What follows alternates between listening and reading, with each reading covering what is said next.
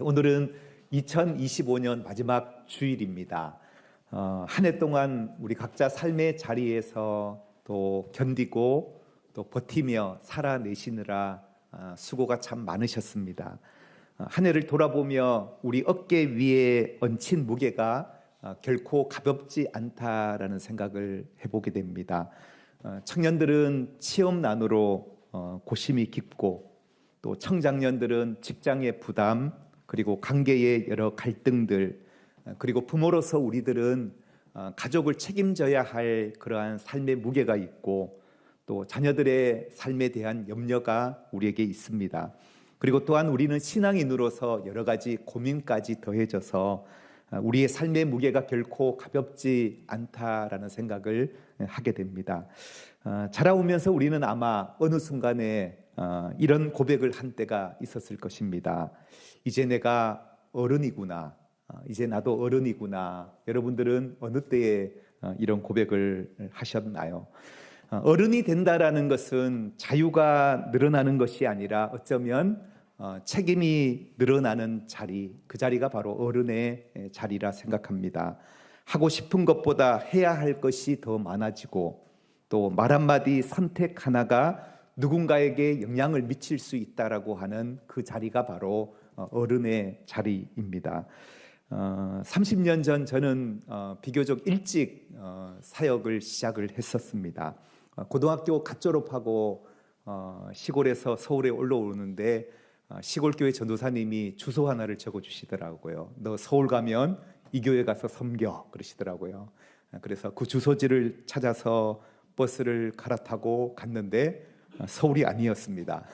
지금의 안산 옆에 있는 시흥시 거모동에 있는 한 작은 개척교회로 저를 보내셨습니다. 그래서 그곳에서 처음 목사님을 만나게 되었는데, 목사님이 저를 보자마자 전도사님 오셨어요 하시면서 주일학교를 맡아보라고 사역을 맡기셨어요. 그리고 학생부도 한번 맡아보라고 맡기셨어요. 그래서 얼마 지나지 않았는데, 야, 청년들이 저 겉돌고 있는데 너 청년부도 한번 맡아보라고. 그래서 사실 저는 신학교 가서 아직 배운 것도 아무것도 없는데 전도사라 부르시면서 주일학교의 학생부에 청년부를 맡기셨습니다. 그래서 주일이 얼마나 저에게 부담이 되었는지 모릅니다. 그래서 돌아보면 주일 오후가 되면 점심 먹고 나서 오후 예배 드리기 전까지 한 2-3시간 공백이 있었는데, 그 시간에 저는 항상 교회 옆에 있는 초등학교에 벤치에 앉아가지고 혼자 이렇게 울었던 그런 기억이 있습니다. 얼마 전에 배상필 선교사님이 오셔서 말씀 전하시는데 그분도 그러시더라고요. 큰나무 교회 사역할 때 저 길에 가서 혼자 운 적이 있었다고 그런 고백을 하시더라고요. 그렇죠. 아직 저는 신학생으로서 준비되지 않는 단계인데, 아직 저도 어린데, 저도 누군가의 케어를 받아야 될 나이인데, 교사들을 섬겨야 하고 또 아이들을 말씀을 가르치고 영적으로 세워가야 한다라는 것이 저에게 너무나도 큰 부담이 되었습니다. 그래서 벤치에 앉아서 울면서 제가 했던 기도가 있었습니다. 뭐라고 기도했느냐? 하나님, 저 빨리 어른 되게 해주세요. 하나님, 저 빨리 어른 되게 해주세요. 어린 나이에 정말로 사역자로서 사역한다라는 게 너무나도 힘듭니다. 어렵습니다. 그렇게 울면서 기도했던 시간이 있었습니다. 왠지 나이가 들면 그런 것이 힘들지 않을 것 같았습니다. 그래서 빨리 나이가 먹고 싶어서 머리 가르마도 2대8로 넘겨봤지만 아무 소용이 없었습니다. 시간이 흘러서 생각해 보니까 단지 나이가 먹는다고 어른이 되는 것이 아니라는 사실을 깨닫게 되었습니다. 이제 며칠 지나면 우리 모두는 또 한 살을 더 먹게 됩니다. 여러분, 한 살의 나이를 더 먹으니까 어떠세요? 좋으신가요? 이젠 왠지 더 갖고 싶지 않으시죠, 그죠? 그래요. 오늘 이제 마지막 주일 예배를 우리가 드리면서 말씀 앞에 서게 되는데, 오늘 말씀 앞에 우리는 이러한 물음을 마주하게 됩니다. 오늘 말씀은 우리에게 이렇게 묻습니다.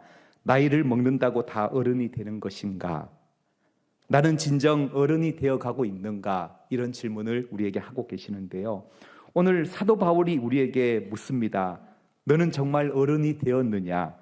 나이가 어른이 아니라 신앙에 있어서 진짜 어른이 되었느냐, 어른 신앙으로 자라나고 있느냐라고 바울은 우리에게 묻고 있습니다. 오늘 본문 11절을 우리가 함께 한번 합독해 보겠습니다. 11절 시작. 내가 어렸을 때에는 말하는 것이 어린아이와 같고 깨닫는 것이 어린아이와 같고 생각하는 것이 어린아이와 같아가 장성한 사람이 되어서는 어린아이의 일을 버렸노라. 아멘. 바울은 내가 어렸을 때에는 말하는 것과 깨닫는 것과 생각하는 것이 어린아이 같았다라고 그렇게 고백을 합니다. 그러니까 말하는 것, 깨닫는 것, 생각하는 것이 다 단계가 있다라는 거죠. 어린아이의 단계가 있고 또한 성숙한 장년의 단계가 있다라는 그런 고백을 바울이 하고 있는데요. 저는 여기에서 우리가 성숙한 어른의 신앙으로 자란다라고 할 때에 과연 어른은 누구인가? 어른이 갖는 특징이 무엇인지 이 세 가지를 우리가 함께 좀 나눠보려고 합니다. 첫 번째 어른의 특징은 무엇이냐 하면 말입니다. 말. 특별히 말에 있어서 성숙한 사람이 바로 어른이다라고 사도 바울은 말씀하고 있습니다. 어린아이는 어떻습니까? 어린아이는 자기 감정대로 말하는 게 어린아이입니다. 그래서 때로는 어린아이의 말은 다른 사람에게 상처 주기도 하지만 그러나 어른의 말은 어떠냐? 어른의 말은 다른 사람을 살리고 다른 사람을 세워주는 언어, 이것이 바로 어른의 말이라는 것입니다. 그래서 우리가 신앙이 자란다라고 할 때 여러분 우리의 신앙은 내면적인 거잖아요. 저 사람이 신앙이 좋은지 안 좋은지 우리가 어떻게 압니까? 이 내면 안에 있는 우리의 신앙 알 수 없지만 그러나 내면 안에 있는 우리의 신앙이 겉으로 드러나고 표현되어질 때는 가장 먼저 나타나는 것이 말로 나타나게 되고 행동으로 나타나게 된다라는 거죠. 그래서 신앙이 성숙하다라는 것은 바로 말에 있어서 성숙한 언어를 가진 사람이다라고 성경은 말씀하고 있는데요. 누가복음 6장 45절 우리 한번 함께 읽겠습니다. 시작. 선한 사람은 마음에 쌓은 선에서 선을 내고 악한 자는 그 쌓은 악에서 악을 내나니 이는 마음에 가득한 것을 입으로 말함이니라. 아멘. 우리는 마음에 가득한 것이 입으로 나오게 되어 있다라고 말씀하고 있는데요. 그래서 언어라고 하는 것은 단순한 표현의 수단이 아니라 언어는 바로 우리 안에 무엇을 가지고 있는지 내 내적인 상태가 어떠한지 가시화되는 하나의 창과 같은 것이 바로 우리의 언어다라고 성경은 말씀하고 있습니다. 그래서 신앙이 성숙할수록 말 역시 변할 수밖에 없다라는 거죠. 신앙이 깊어지면 우리의 언어가 변하게 되는데 말에 변화가 없는데 나는 신앙이 성숙한 사람이야 라고 말하는 것은 말이 안 되는 거라는 거죠. 성경은 그것이 설득력이 없다라고 말씀하고 있는데요. 그래서 사도 바울은 이렇게 고백합니다. 야고보 사도는 이렇게 고백합니다. 야고보 사도는 야고보서 3장 2절 말씀에 우리가 다 실수가 많으니 만일 말에 실수가 없는 자라면 곧 온전한 사람이다라고 이렇게 고백합니다. 우리가 다 말에 실수가 많은데 만일 말에 실수가 없는 자라면 우리는 온전한 사람이다. 이 고백을 하고 있는데요. 여러분 어떻습니까? 여기서 온전한 사람이다라고 하는 이 말은 다른 말로 말하면 성숙한 사람이다라는 거예요. 성숙한 사람이 누구인가? 그는 바로 말에 실수가 없는 성숙한 언어를 사용하는 사람이 바로 신앙이 성숙한 사람이다라고 그렇게 말씀하고 있습니다.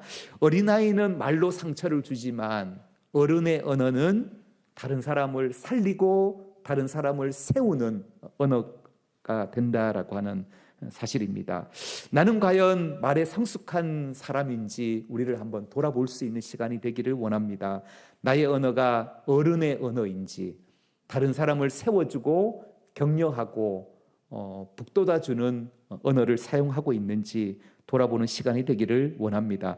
두 번째 어른의 특징을 한번 살펴보겠습니다. 두 번째 어른의 특징은 바로 깨달음이라고 하는 것입니다. 깨달음, 관점의 변화라고도 할 수 있겠는데요. 저는 신앙생활에 있어서 이 깨달음이라고 하는 것은 대단히 중요한 개념입니다. 사실 우리가 주님을 쫓고 주님께 수많은 기도를 하지만 우리의 기도와 간구 가운데 깨달음을 위한 간구를 우리는 너무나도 하지 않는다라는 거죠. 오히려 우리의 간구의 대부분은 물질을 구하고 뭔가 당장 눈앞에 있는 것을 우리는 구할 때가 얼마나 많이 있냐라는 거죠. 이것이 다 기복적인 신앙 아니겠어요? 정말로 하나님이 우리에게 원하시는 것은 더 깊은 깨달음을 우리에게 원하신다라고 하는 사실입니다.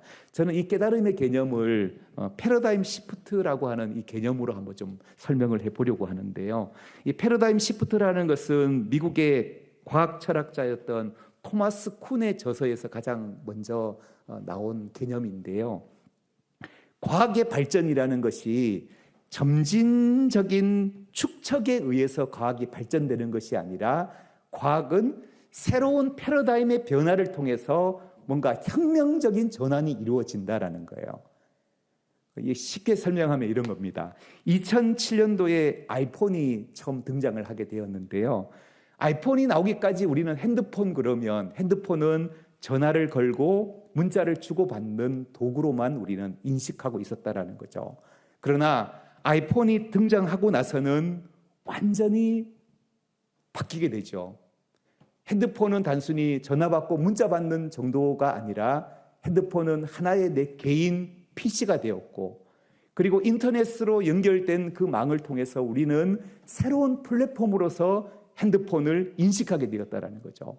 그래서 어떻게 하면 더 좋은 휴대폰을 만들까가 아니라 이 아이폰의 등장은 핸드폰 자체의 개념 자체를 바꾸어 놓게 되는 그러한 혁명적인 사건이었다라고 하는 사실입니다.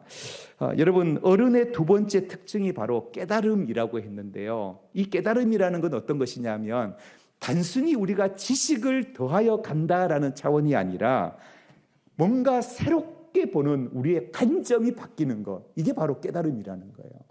예를 들면 내가 사람을 바라보는 관점이 완전히 달라지고 내 삶의 문제를 바라보는 관점이 달라지는 것, 이것이 바로 깨달음의 중요한 핵심이라고 볼 수 있겠는데요. 우리가 기도 응답이라는 것이 어떻습니까? 우리는 많은 부분 기도 응답을 내가 무엇을 얻었다, 내가 하나님 앞에 기도해서 내가 이만큼 받았다, 이것을 기도 응답이라고 하는데, 그러나 진정한 기도의 응답이라는 것은 무엇이냐 하면 그것은 바로 내가 기도의 자리에 나올 때 문제라고 여겨왔던 수많은 문제거리가 있었는데 하나님 앞에 기도하고 말씀을 듣는 가운데 하나님이 나에게 하늘의 깨달음을 주시는 거죠. 그 깨달음을 딱 얻는 순간 더 이상 이것은 내 인생의 문제거리가 되어버리지 않는 거예요. 이게 바로 저는 진정한 기도의 응답이 아니겠냐라는 거죠.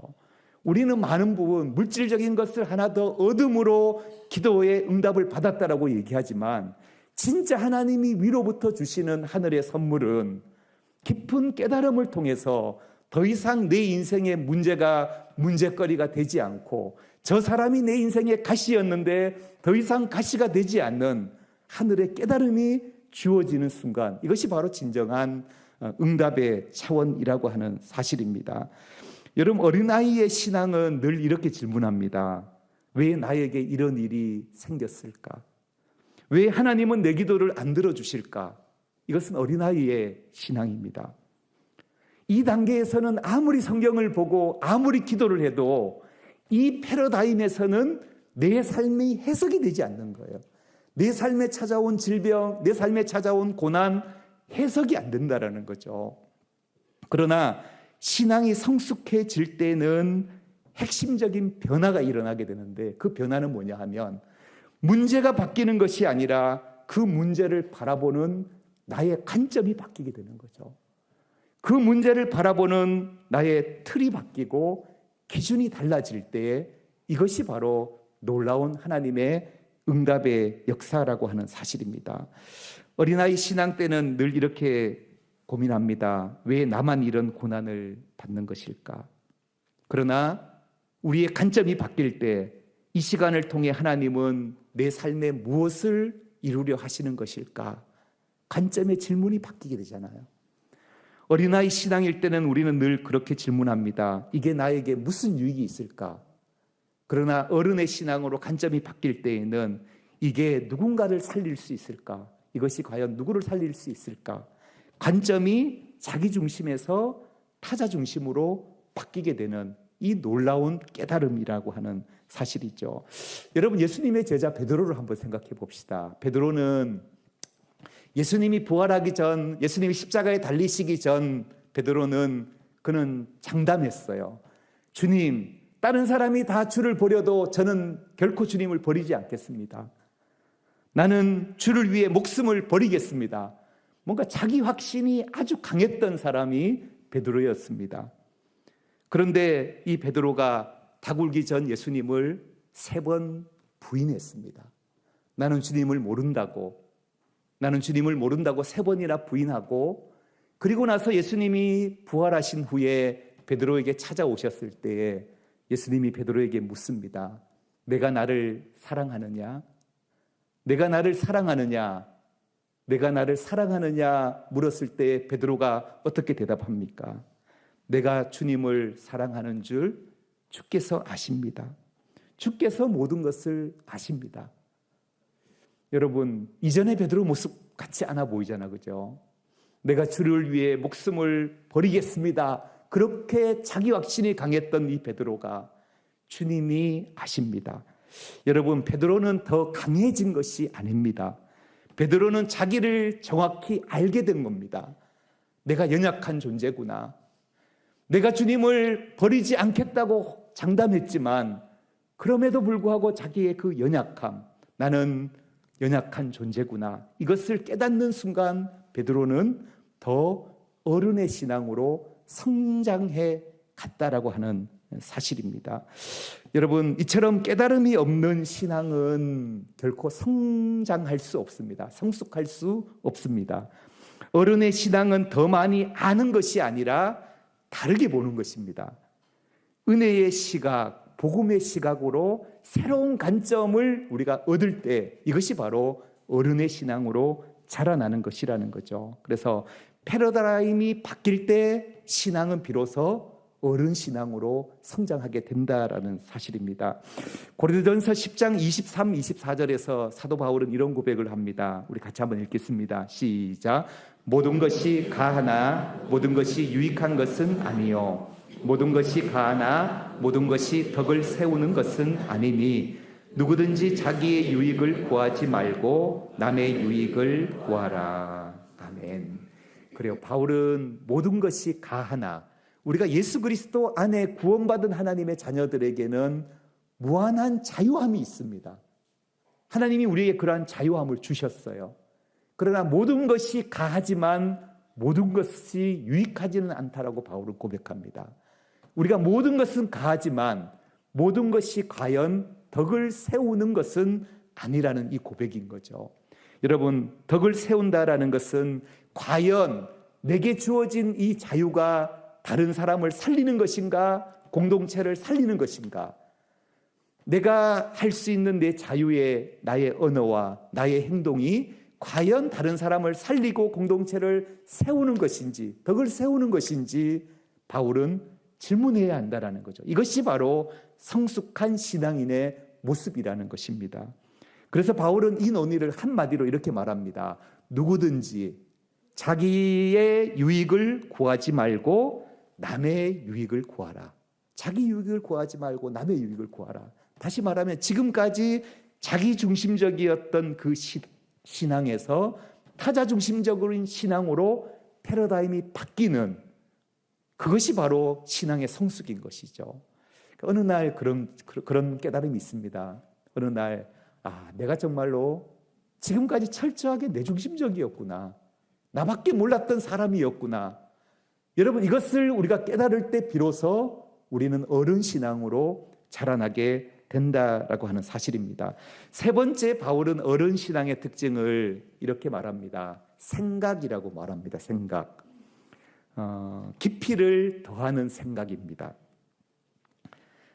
말과 행동은 겉으로 드러나는 결과이지만, 그러나 말과 행동이 있기 그 이전의 근원으로 들어가 보면 우리 속에 생각의 깊이가 있습니다.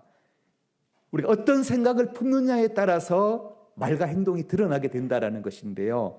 바울은 생각의 깊이가 바로 어른의 특징이다라고 말씀하고 있습니다. 로마서 12장 2절 잘 아는 말씀인데 우리 한번 읽겠습니다. 시작.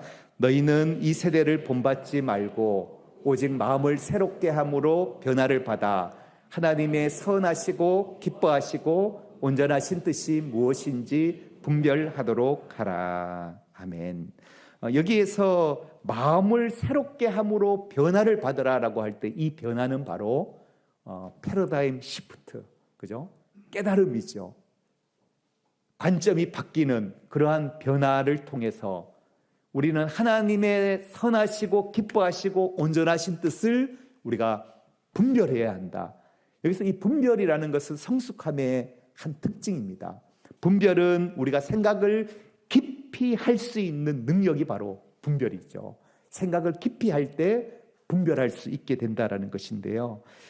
그래서 히브리서 기자는 히브리서 5장 14절에 단단한 음식은 장성한 자의 것이다 라는 이런 표현을 쓰고 있는데요. 이 단단한 음식은 장성한 자의 것인데 이 단단한 음식을 소화하기 위해서는 지각을 사용해야 한다. 그럴 때 분별하는 자들이다. 이렇게 표현하고 있는데요. 여러분, 이걸 쉽게 설명하면 이렇습니다. 부드러운 음식은 어떤 음식이냐면 우리 인생에 찾아오는 행복한 날들이에요.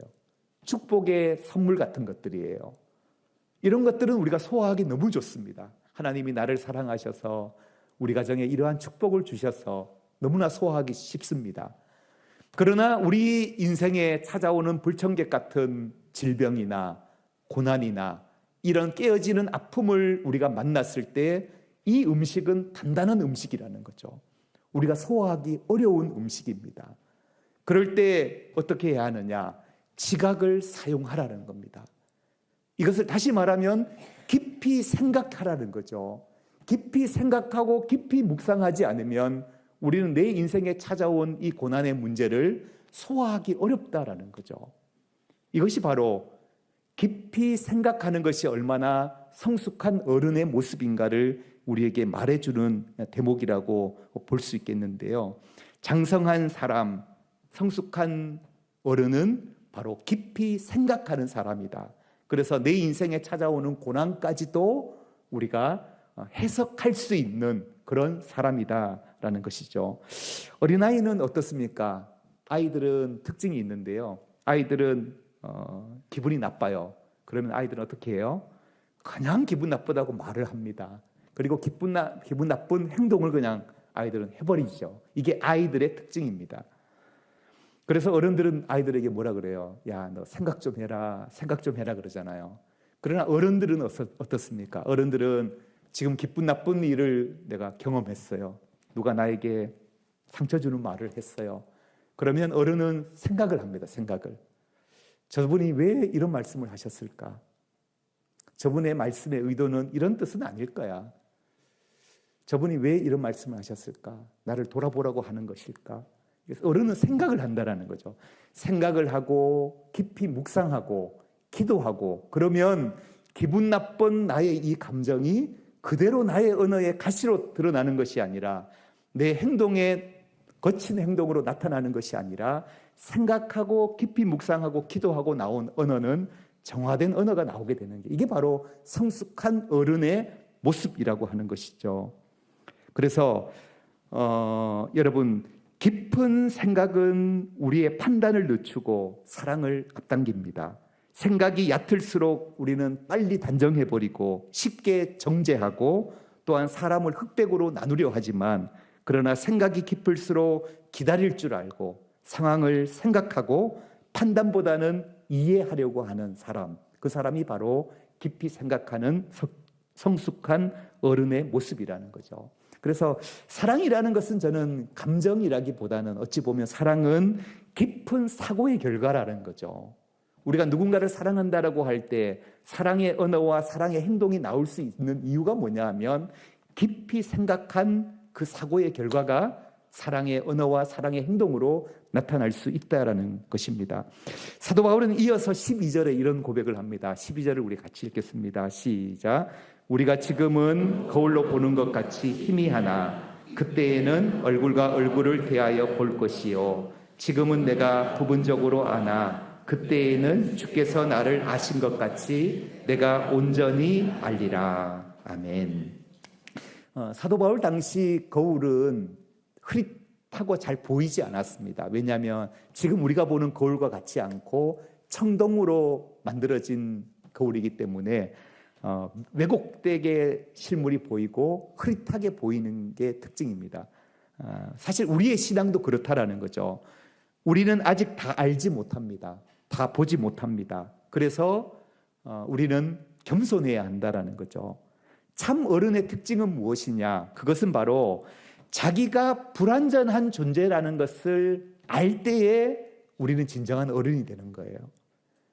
쉽게 판단하지 않고 단정하지 않는 그러한 겸손함이 있을 때 그때 우리는 저 사람 성숙한 사람이구나라고 고백하게 된다라는 거죠. 자기 생각이 전부가 아니라는 것을 우리가 인정할 때에 비로소 어른이 된다라는 것인데요. 그래서 우리 모두는 완전한 어른은 아닙니다. 누구나 우리가 완전한 어른은 아닙니다. 그러나 우리 신앙이 자라나기를 우리가 포기해버린다면 그것은 하나님이 원하는 방법이 아니라는 거죠. 오늘 바울이 고백했던 것처럼 지금은 우리가 거울을 보는 것 같이 희미하지만 그러나 그때는 우리가 주님을 얼굴과 얼굴을 대하듯이 우리가 자라나고 성장하게 되기를 주님의 이름으로 축복합니다.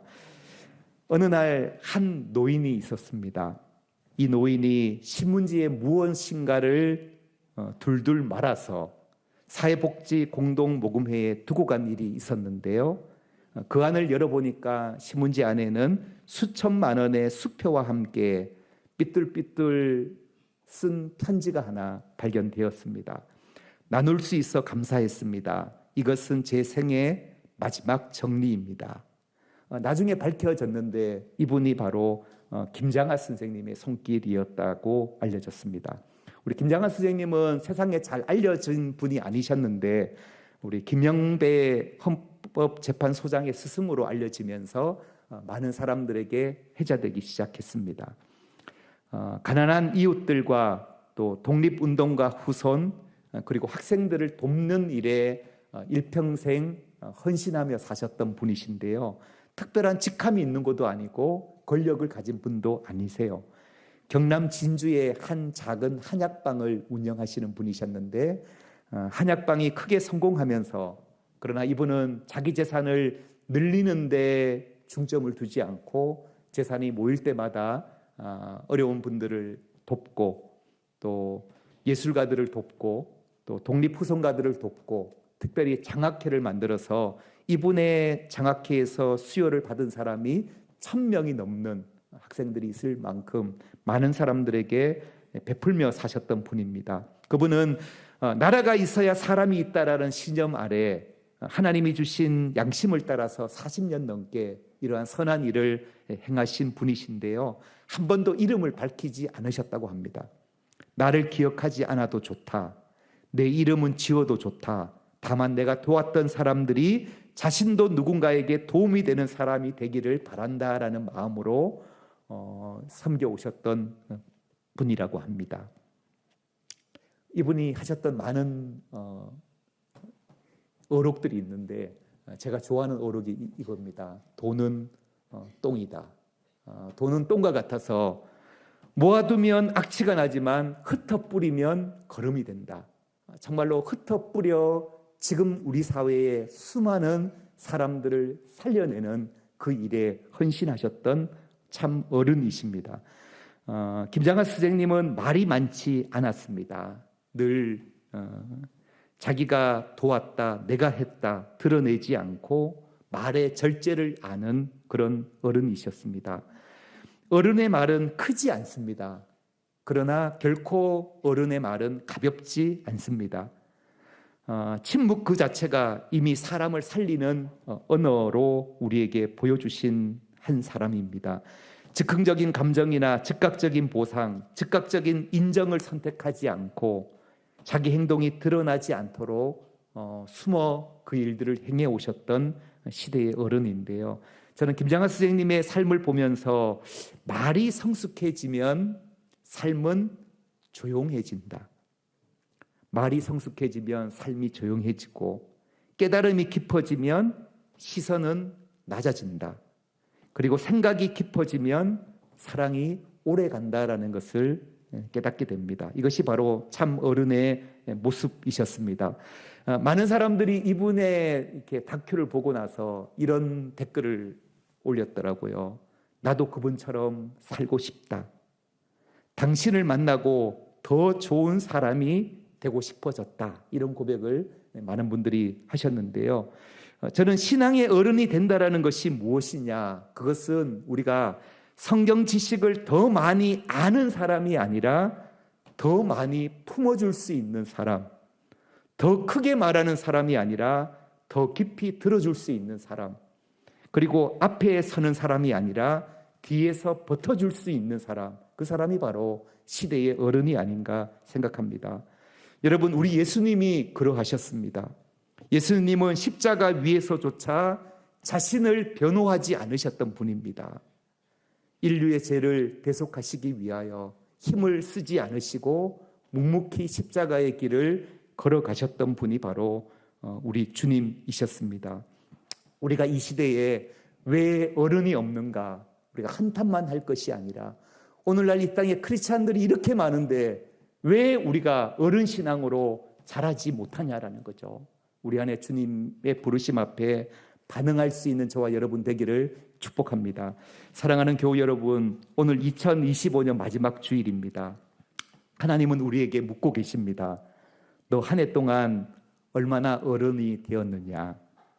내 신앙은 말과 깨달음과 생각에서 자라났느냐? 여러분, 완벽한 어른은 없습니다. 그러나 우리가 어른 신앙 되기를 포기하지 않게 되기를 축복합니다. 주님, 말에서 성숙하게 하시고 깨달음이 넓어지게 하시고 생각이 깊어지게 하옵소서. 저와 여러분의 기도가 되기를 축복합니다.